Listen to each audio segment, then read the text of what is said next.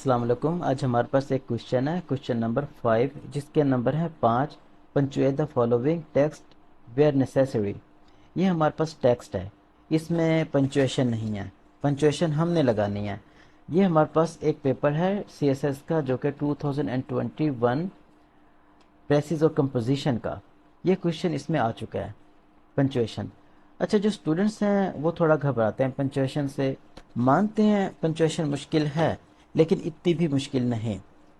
चलिए इसको सॉल्व करते हैं। लेकिन जो मेन प्रॉब्लम होता है ना पंचुएशन में, वो होता है रीडिंग का।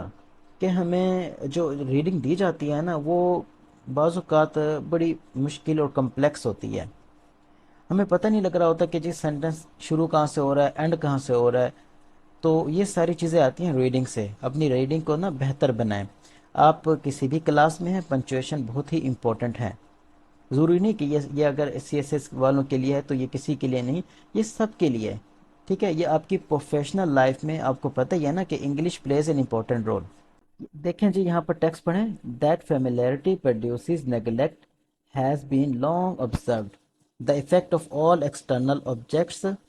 देखें, ऐसा लग रहा है कि ये तो जा ही रहा है आगे, पता ही नहीं लग रहा ये एंड कहाँ हो रहा है। अगर आप देखें यहाँ से, द फेमिलियरिटी प्रोड्यूसेस, ये जो प्रोड्यूसेस है ये आपके क्या है, ये आपकी वर्ब है। ठीक है, फेमिलियरिटी आपका जो है ना, ये सब्जेक्ट है। सब the familiarity produces neglect has been long observed. अच्छा, सेंटेंस तो बड़ा थोड़ा सा पेचीदा है, हम इसको ज़्यादा यहाँ पर अंडरस्टैंड नहीं करेंगे। अब हमें ये पता लग गया कि जनाब ये जो सेंटेंस है ना, वो इसका एंड यहाँ हो रहा है। एंड यहाँ हो रहा है तो इसका मतलब है यहाँ पर हमने फुल स्टॉप लगाना है। अगर इसको हम थोड़ा अंडरस्टैंड करें, इसका क्या मतलब है, इसका मतलब यही है कि जनाब आला, कि जो फेमिलियरिटी होती है ना, जो चीज़ें हमारे पास होती हैं, वो ये एक फिनोमिना है। ऐसा है कि जो चीज़ें हमारे पास होती हैं, शुरू में तो हम उसको अप्रिशिएट करते हैं। ठीक है, तो वक्त के साथ साथ होता क्या है, उनकी जो अहमियत है ना वो कम हो जाती है, हम और उसकी अहमियत को हम इग्नोर कर देते हैं।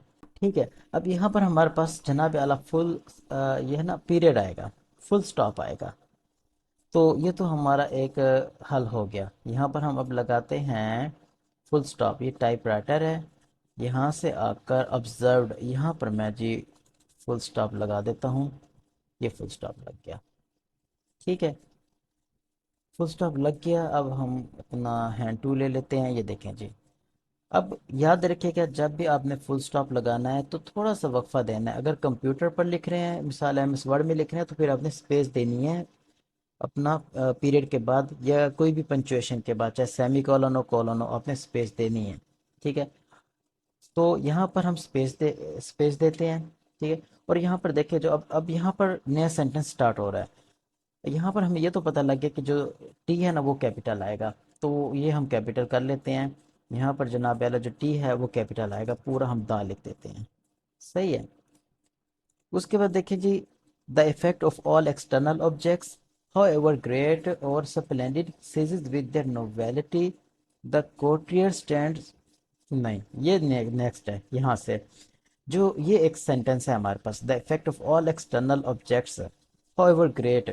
अब देखें यहाँ पर, पहले तो इसको अंडरस्टैंड करें ना, इसकी सेंस क्या है। ये जो आपके पास टेक्स्ट है, इसकी सेंस क्या बनती है। The effect of all external objects however great or splendid ceases with their novelty. देखें, आपके पास कुछ है, चाहे वो जितना शानदार है, चाहे वो जितना बड़ा है, लेकिन वक्त के साथ साथ उसकी जो नयापन है ना, वो खत्म हो जाता है। सीजेस खत्म हो जाता है, नोवेलिटी नयापन, इसका ये मतलब है। अच्छा, अगर आप इस सेंटेंस को गौर से पढ़ें तो आपको पता लगेगा कि हमारे पास ये जो है ना, how ever great or splendid, ये एक्स्ट्रा इंफॉर्मेशन है। अगर हम इस क्लॉज को निकाल भी देते हैं और देखते हैं क्या कि हमारे जो सेंटेंस के ओरिजिनल मीनिंग में चेंजिंग आती है या नहीं आती, देखते हैं। अगर आती है ना चेंजिंग, तो इसका मतलब है कि ये इसेंशियल क्लॉज है। अगर इसेंशियल क्लॉज है तो कोमा नहीं लगेगा। अगर नॉन एक्सटेंशनल क्लॉज है, यानी कि ऐसा, यानी कि क्लॉज जिसकी ज़रूरत नहीं है, तो कॉमा लगेगा। ठीक है, ये कॉमा का रूल है। अब यहाँ पर देखिए, the effect of all external objects ceases with the novelty. देखिए सेंटेंस का जो ओरिजिनल मीनिंग है ना, जो सेंस है वो चेंज नहीं हुई। तो इसका मतलब क्या हुआ कि ये हमारे पास नॉन इसेंशियल क्लॉज है। ठीक है। अब हमारे पास एक रूल है कॉमा का, use commas before and after non essential clauses that interrupt a sentence without changing the essential meaning. Example देखें, हमारे पास एक हमारे पास इसेंशियल की एग्जांपल है, एक हमारे पास नॉन इसेंशियल की एग्जांपल है। जो इसेंशियल, जो जरूरी होता है उसके लिए हम क्या करते हैं, कॉमा नहीं लगाते। जैसे the car that is park in the driveway is mine. ठीक, अब यहाँ पर देखें, that is park in the driveway, ये एक इसेंशियल इंफॉर्मेशन है कि वो गाड़ी मेरी है जो कि ड्राइवे में पार्क की है।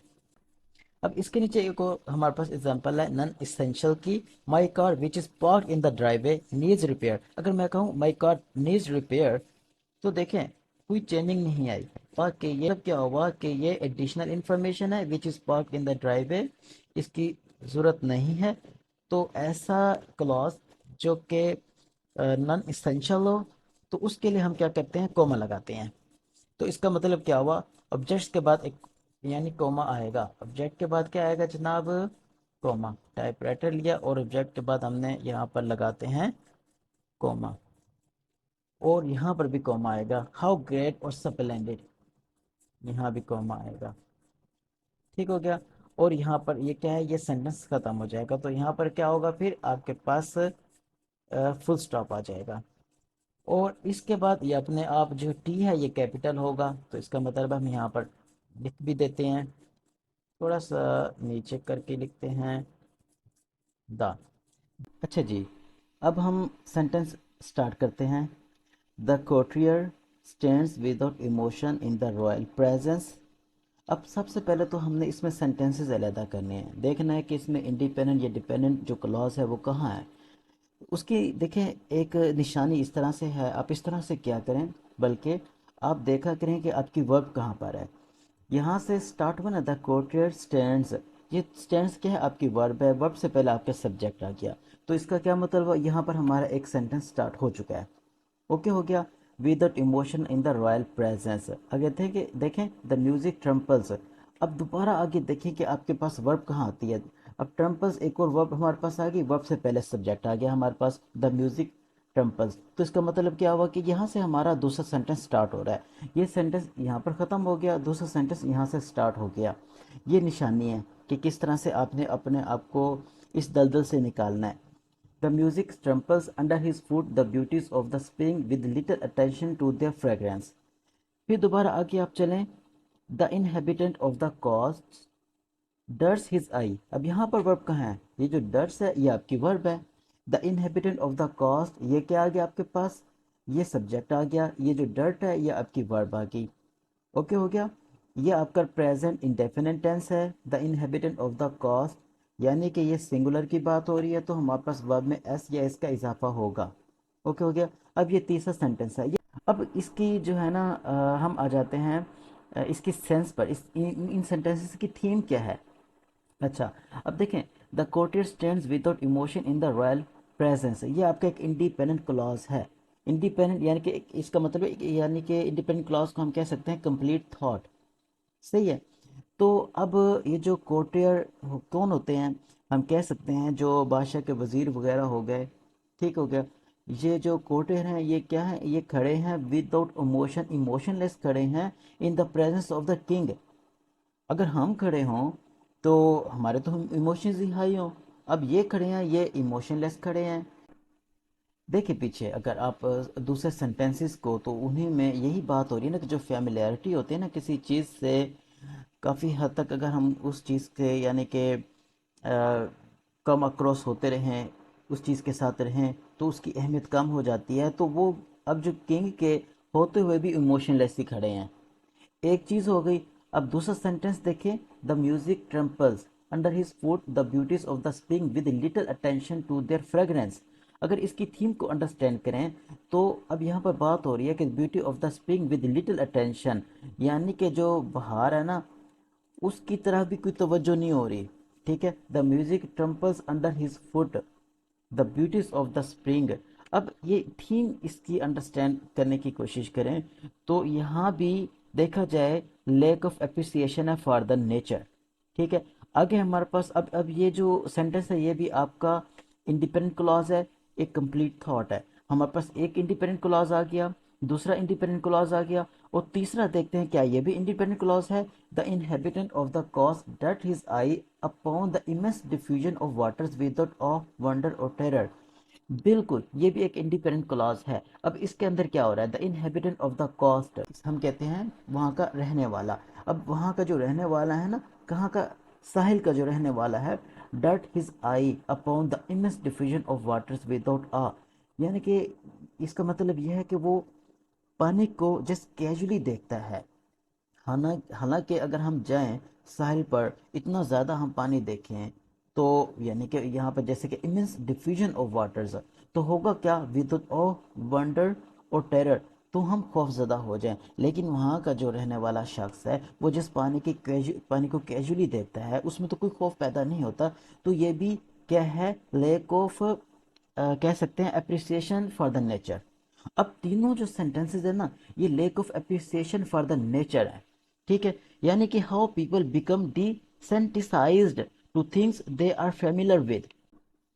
अगर आप पूरा पैराग्राफ देखें तो पूरे पैराग्राफ में lack of appreciation for the nature है। शुरू से ही यही बात यानी कि वो पीटता चला आ रहा है एंड तक। तो बात यही है कि जनाब, जो अपना टेक्स्ट होता है ना, उसकी सबसे पहले एक थीम आप निकालने की कोशिश करें। ठीक है, उसको थोड़ा सा अंडरस्टैंडिंग करें। सेंटेंसेस जो हैं उसके अंदर आप देखें कि वर्ब कहाँ कहाँ पर मौजूद है, फिर आपको जो सेंटेंसेस हैं ना उनका पता लगने लग जाएगा। सही है। अच्छा, हमारे पास रूल है, याद रखिएगा, use a semicolon to connect closely related independent clauses. जैसे कि एग्जाम्पल में आप देखें, mom has gone shopping, dad still at work. देखें दोनों कनेक्टेड हैं। एक और एग्जांपल देखें, my sister is a party planner, my brother is a photographer. तो इसी तरह ये भी क्लोजली कनेक्टेड हैं। अब रूल के मुताबिक यही होगा ना, रूल के मुताबिक जनाब हमारा जो फर्स्ट इंडिपेंडेंट क्लॉज है यहाँ पर प्रेजेंस पर ख़त्म होता है, तो हमारे पास यहाँ पर हम क्या लगाएंगे, हम सेमी कॉलन लगाएंगे। जनाब ये हमारे पास सेमी कॉलन आ गया। अब दूसरा जो है द म्यूजिक वाला, दैट ट्रम्पल्स अंडर हिज फुट, ये कहाँ पर ख़त्म हो रहा है, फ्रेग्रेंस पे ख़त्म हो रहा है। यहाँ पर भी आपका क्या लगेगा, सेमी कॉलन लगेगा। सही है। अब देखें ये पहला और फर्स्ट सेंटेंस क्या है, रिलेटेड है, तो सेकंड और थर्ड भी रिलेटेड है। ये भी वही बात कर रहा है, lake of appreciation for the nature. ठीक है, तो इसलिए हमने यहाँ पर क्या लगाया, सेमी कॉलन लगाया। ओके हो गया। अब जो लास्ट आ रहा है ना, वो यहाँ पर तो अब कहीं हमें सेमीकोलन लगाने की जरूरत नहीं है। लेकिन अगर आप आगे देखें, the inhabited of the coast date his eye upon the immense diffusion of waters without a wonder और टेरर। अब यहाँ पर आप देखें, ये हमारे पास एक रूल है, वो भी कॉमा का, कि separate items in a list. देखें, put a comma after every items except the last. जैसे कि एग्जाम्पल में है, we need to buy milk, eggs, flour and sugar for the cake. इसी तरह एक और एग्जाम्पल है, the car is spacious, stylish and affordable. ठीक है, अब इसी तरह से देखें, यहाँ पर हमारे पास क्या आएगा, यहाँ पर हमारे पास आएगा जनाब कोमा। ठीक है, और फिर वंडर के बाद कोमा। सही है, और उसके बाद ये खुद ही क्या हो गया, फुल स्टॉप हो गया। ठीक है, और टेरर। यस। तो जनाब मेरे पास मैंने बल्कि तैयार किया है पंचुएशन का एक कोर्स। 1 वीक का पंचुएशन का कोर्स है, उसकी फ़ीस 1000 है, और ये जो फ़ीस है ये अफोर्डेबल है। यस। तो इस कोर्स के अंदर आपको मैं पंचुएशन समझाऊंगा सारी, आपको यानी कि ये जो सारे रूल्स हैं एग्जाम्पल्स के साथ, आप एक्सरसाइज भी होंगी, और जो पास पेपर के अंदर पंचुएशन आ चुकी हैं वो भी हम डिस्कस करेंगे। ठीक है, इसके अलावा आपको क्लॉसेस के बारे में इंफॉर्मेशन दूंगा, और कनेक्शंस इनके बारे में इंफॉर्मेशन दूंगा। रिलेटिव ऑब्जेक्टिव क्लॉसेस क्या होते हैं, क्योंकि ये जो पंचुएशन के साथ ये चीज़ें रिलेटेड हैं। ठीक है, तो उम्मीद है आपको ये लेक्चर समझ आ गया होगा। अगर आप इंटरेस्टेड हों तो आप इनरोल करें अपने आप को इस कोर्स के लिए। जस्ट 1 वीक का कोर्स है, तो पंचुएशन से घबराने की ज़रूरत नहीं है, ये इतना कोई मुश्किल चीज़ भी नहीं। ठीक है, जस्ट थोड़े से ट्रिक यूज़ करने पड़ते हैं, थोड़ी सी अंडरस्टैंडिंग होनी चाहिए, आपकी रीडिंग भी अच्छी होनी चाहिए। ठीक हो गया, चलें मिलते हैं नेक्स्ट वीडियो में। Thank you.